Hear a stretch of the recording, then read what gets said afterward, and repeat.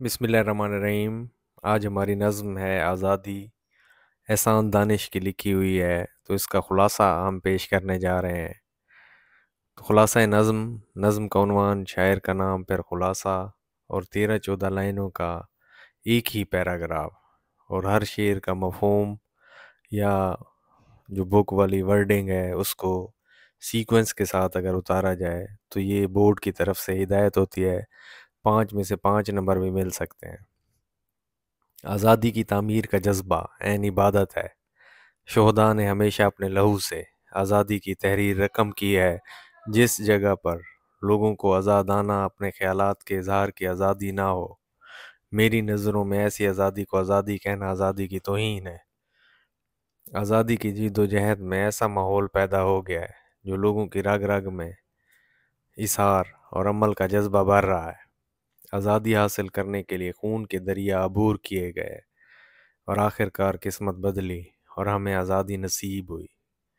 قرآن مجید میں آزادی کے متعلق سب کچھ بتا دیا گیا ہے۔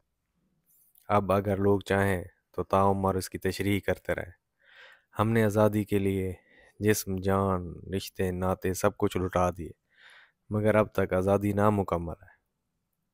میں پوری دنیا میں آزادی کی شمع روشن کرنا چاہتا ہوں، کیونکہ یہ میرا ایمان ہے کہ دنیا میں آزادی کو غلط معنوں میں لیا جا رہا ہے۔ آزادی کے پروانے وطن کی شمع پر قربان کر رہے ہیں، ہو رہے ہیں، مگر آزادی کی روشنی ابھی اندھیروں سے نمودار نہیں ہو سکی۔ فصل سلاسل سے یہ نظم جو لی گئی ہے، اور 13-14 لائنوں کا ایک ہی پیراگراف جو ہے وہ بنایا گیا ہے، دونوں سائڈوں سے بالکل برابر برابر، اور اس طریقے سے جو ہے نا یہ نظم کا خلاصہ جو ہے وہ پیش کیا جا سکتا ہے۔